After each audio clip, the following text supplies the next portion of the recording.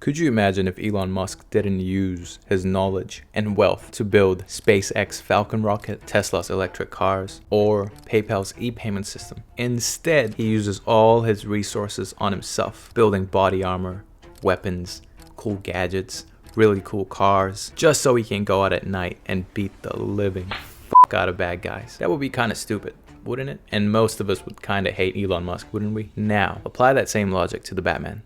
Batman's presence in Gotham has perpetuated a destructive cycle. Let's take a look at the Joker, for example. He is driven by a desire to push Bruce Wayne beyond his moral boundaries, aiming to demonstrate that a single traumatic event can obliterate all ethical convictions of the Batman. Let me ask you something. What does it matter if you send me back to the asylum if it doesn't matter to me? I've proven my point. Gordon's been driven mad. I've demonstrated there's no difference between me and everyone else. All it takes is one bad day.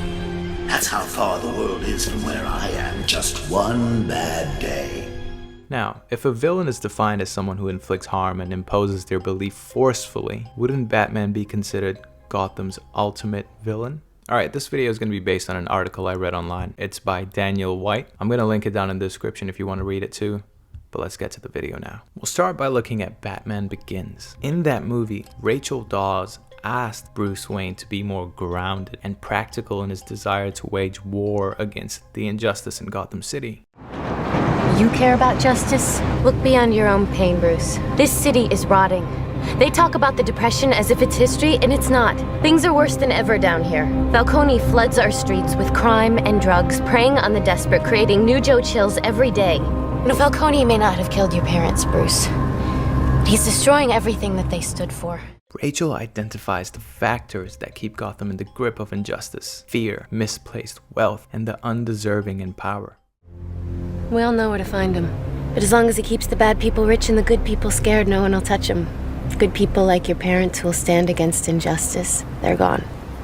What chance does Gotham have when the good people do nothing? You know, now that I think about it, Rachel is the real superhero in the Batman. I mean, Batman stops Ra's al Ghul's crazy plan to throw Gotham into chaos and fear. But if there were more people like Rachel in the city, folks in the trenches using their power and influence to fight against the bad guy, maybe Batman wouldn't even be necessary at all. It's kind of like the movies quietly saying that Bruce Wayne's transformation into Batman might not be what Gotham really needs. Kind of like that scene where Bruce shows Alfred the secret tunnels under Wayne Manor and finds out about his family's role in the Underground Railroad. Instead of focusing on that legacy of fighting for justice, Bruce is all about becoming this unstoppable symbol of fear. In the Depression, your father nearly bankrupted Wayne Enterprises combating poverty. He believed that his example could inspire the wealthy of Gotham to save this. His dad tried to rally Gotham's rich to fight poverty and invest in the city's future, but Bruce seems more fixated on being this unyielding, scary figure.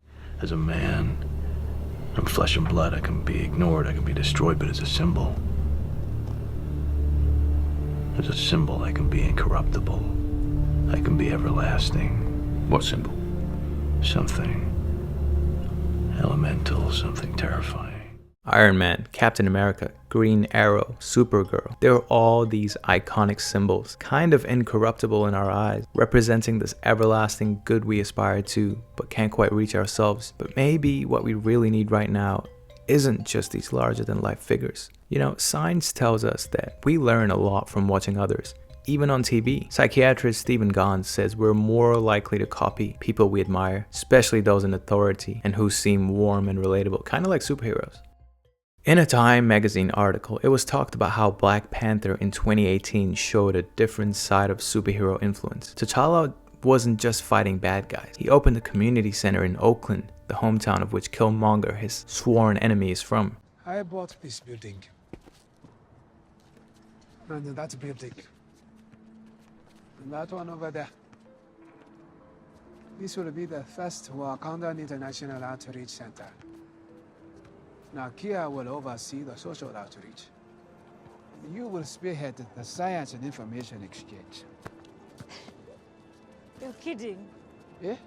He got his girlfriend to run a social program, and his younger sister to lead education initiatives. It's like what activists are pushing for right now, today, shifting resources into community support instead of just policing it. Yeah, and Chadwick Boseman's passing changes things, but I hope Marvel keeps showing how T'Challa's legacy lives on, because characters like Black Panther inspire real action.